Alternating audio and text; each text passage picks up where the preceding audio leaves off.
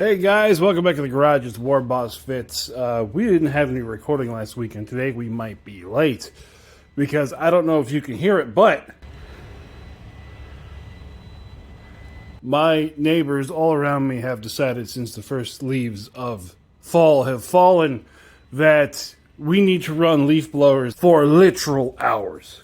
We're on hour number 3 of leaf blower. Oh, there she goes. Oh, finally. Quiet. So it turns out she wasn't done doing the leaf blowing. She just went on a lunch break or something. So I am going to try to denoise the video as we go along, but I'm sorry, I'm not going to be able to catch all of it, so there might be a little whine in the background. But I got to get a video out to you guys. It's been a week, and I've done so much stuff, and I want to show it off. So we're going to do our first army here. This is our crusade force gone wrong. It is the Order of the Penitents with a little bit of Kingdom of Angels thrown in.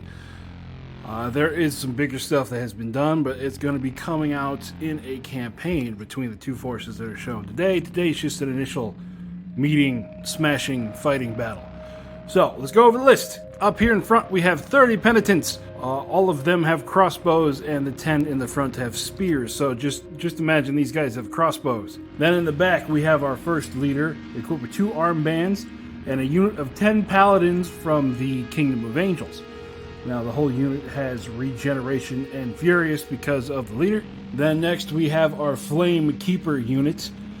These are going to be the heavy hitter guys. The guy with the 2 hammers there, he is another leader. He has 2 hammers, regeneration, slow and furious, along with the rest of the squad there that have great hammers, regeneration, furious and slow. Then our last unit is the Flame Giant. It has 2 swords with 3 attacks apiece that are AP2 that have beam. He also has Fear 1, furious, slow, and he's a caster 3 up. So that is the crusade that has gone wrong. On to the next one. Our second army today is the War Disciples, or as I like to call them, the Cannibal Cult. As you can tell from all the models on the board today, I'm on a Bestiarum kick. I'm going to go ahead and link his My Mini Factory stuff down below, and you can see all of the crazy things that he makes, which is, I've been falling in love with his stuff every month. Every time he releases, I'm like, I need to use that somewhere. So, a little close up on the units. Our first unit is 20 War Barbarians. They all have Frenzy. And then we have 10 Warhounds. They all have Scout, Fast Strider, and Frenzy. We have 3 War Beast Knights on their unholy freaking mounts, which are just giant man-bear pigs. We have 3 units of 10 War Gore Warriors. And they're all surrounded the War Master there in the middle. We have 3 War Ogres with dual hand weapons and frenzy. And last but definitely not least, we have the Slaughter Beast. Honestly, check out this guy's stuff. The models are just so much fun to print and paint. All the detail in them, plus all the different themes that he's pulled off. I couldn't recommend him more. Again, I'm not sponsored. I just like to tell you guys what I find and what I think is cool. So our board today is a roadside village with a roadhouse that's supposed to be protecting travelers along the way, with some woods and some hills in the sides. Now this is just going to be a meeting engagement. We're going to do it just like the last one, where it's just going to be mostly narrative. The dice rolls I'm not going to show, but I will explain what happens and embellish on some of the things that happen on the board. So sit back, relax, grab your popcorn or your paintbrush, depending on what you're doing while you watch this, and let's start the show. So before the first turn started, the unit of Warhounds has scouted forward. First thing we're going to have is our unit of War Beast Cavalry. They're going to go double timing on their man-bear pigs to there. As I'm knocking terrain around already. The unit of Flame Keepers are also going to double time, daring anyone to enter the village. The unit of War Gore on this flank, they're going to answer the challenge, but they are not close enough to really make anything happen yet, so they're just going to hang out here in the gap. The perpetually on fire Giants is also going to double time. There's going to be a whole lot of double timing on turn 1. These warriors double timing into there. This unit of spear Penitent is going to move forward and brace for what they know is coming and protect the flank of their giant. 20 barbarians will come off the hill here in the middle. They're also going to gum up this corridor here. This unit of Penitent is going to move forward 6. Check range to the barbarians. Yep, they're in range, so they're going to make a shot. With the Penitent's terrible accuracy, only one was able to find its mark, taking out one barbarian. The ogres all the way to the corner here are going to double time to the edge of this building to get into the fight with everything that's going towards the Flame Keepers. These unit of Penitents are going to stand and deliver shots into those man-bear pigs. With much better accuracy than the last squad, they're able to do 2 wounds, bringing one guy down to 1. The war dogs, smelling blood, charge into these Penitent with the spears, but since they have spears, they do have counter.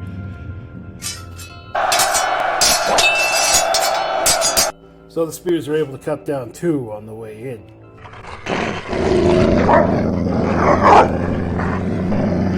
Then after a flurry of claw attacks, 6 of the Penitents are struck down. Then with a quality of only 6, the Penitents proceed to fail their morale test and take off running. Their gods don't seem to care for lonely peasants with sharp sticks.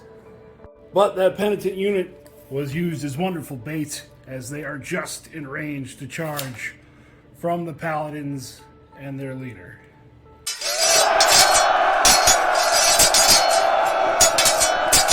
With just the paladins and the leader, they're able to rock 12 wounds into the unit, which means that these dogs are all cut down as the paladins get their chance to do their little 3-inch victory wiggle.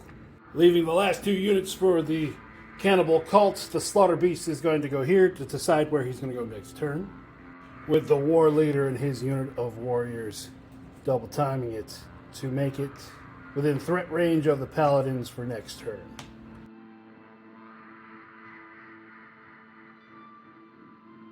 First activation, turn 2, this squad of war guys, war warriors, I forgot the name of them, war something, they're going to charge into the paladins here.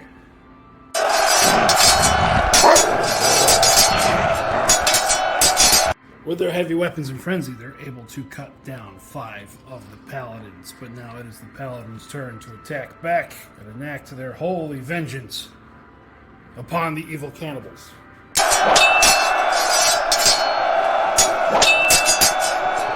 Striking back, the paladins are able to kill 7 of the war gore warriors, but they don't seem to care because they passed their morale check.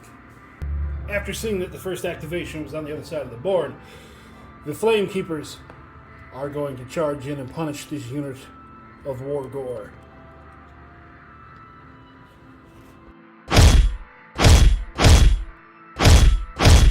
With the absolute sickening amount of damage that these high number of attacks, high AP blast hammers did, ends up doing 29 unsaved wounds to the war gore.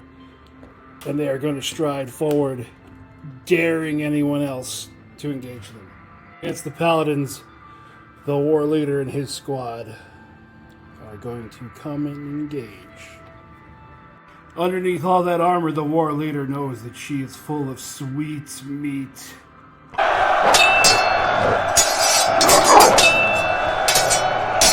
Doing 9 wounds total, the war gore bring the paladins low and their leader down to 2 wounds. Now it's up to her to strike back. Because she's fatigued, she's only able to make 1 hit, which the warriors then save. But she passes her morale check because she ain't scared. So everybody's just going to stand around in a pile, wait till the next turn. Hearing her cries, the flame giant turns and walks into combat with the warriors. He uses his flame spell to shoot out 2 fireballs, takes out 3 barbarians and 2 warriors. The flaming giant's massive sword rips through the ground, able to kill off the whole squad and leave the leader on 2 wounds remaining. He passes his morale test because the temptation of the sweet meat is too much. The demon cavalry on man-bear pigs is just going to charge into that unit of penitents that are peppering them with crossbow bolts. Surprising to nobody, the mass of the mounts and riders is able to crush the penitents. And the riders are going to wheel around to make their presence known elsewhere. Last activation for the Penitent crusade. The last remaining squad of penitents is going to fire into those barbarians again.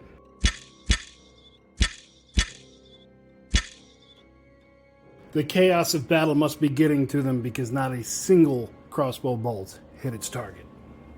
So now the first attempt to deal with the keepers, the Chaos Ogres, are going to charge in.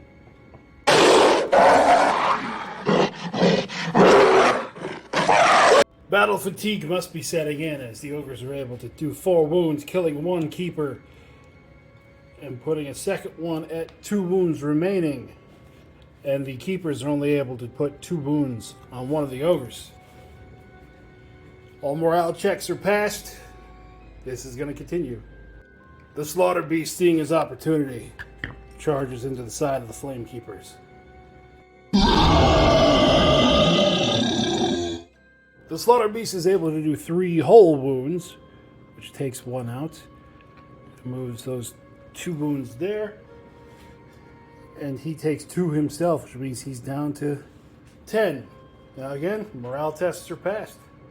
Now the barbarians, all hopped up on whatever drugs they are doing, are going to charge into the Flame Giant.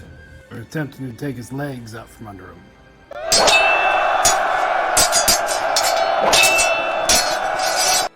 So the barbarians seem to be very motivated, doing 9 wounds on the giant, but then the giant turned and his sword's procced beam twice, killing 6 of the barbarians.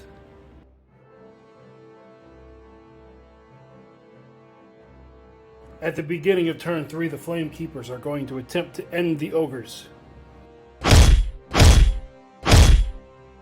With Furious going off a few times, I actually stopped counting at 30 wounds caused to the Ogres. The Fire Giant is going to attempt to cast his fire spells again. And with 2 latent fireballs from his face, he's able to take out the War Leader and 3 of the barbarians. Now he will fight in combat against the remaining barbarians. He's able to wipe out the rest of the barbarians. The Wargore warriors, which are left over, are going to come over this hill and attack the leader.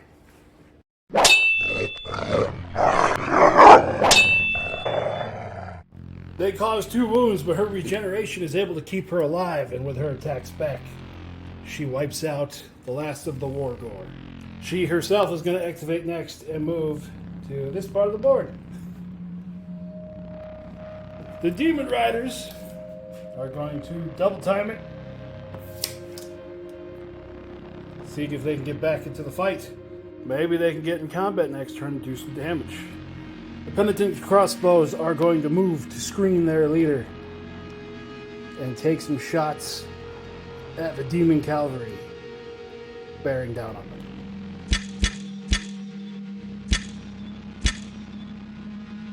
One arrow hits, but the demon makes a save. Last activation for the turn, the Slaughter Beast will try to finish off this squad of Flame Keepers. The Slaughter Beast is able to take the last 2 wounds off of this guy and put 1 wound on that leader, leaving him to 2 wounds. The leader fought back and did no wounds whatsoever, but he passed his morale check.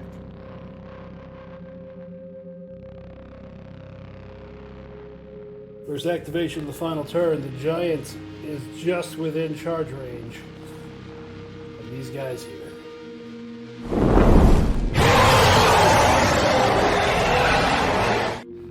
The giant with his 2 massive swords is able to cleave completely through the demon cavalry.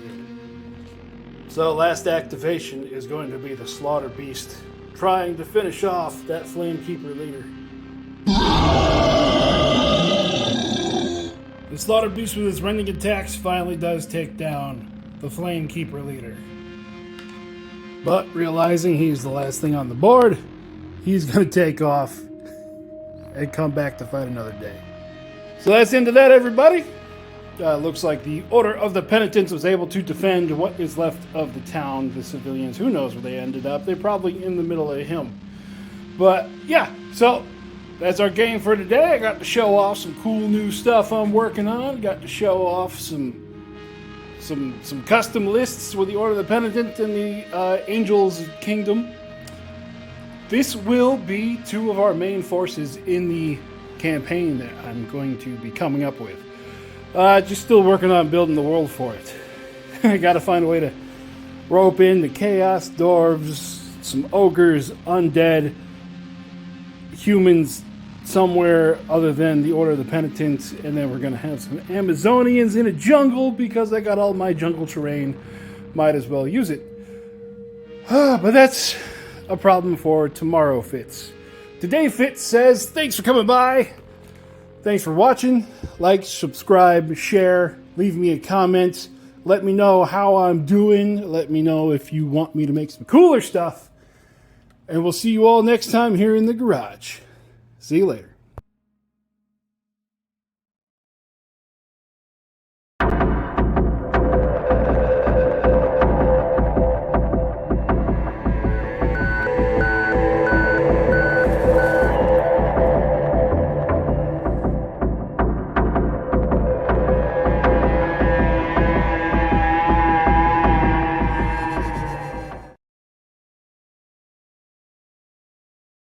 After all video has been completed, it is now 3:30.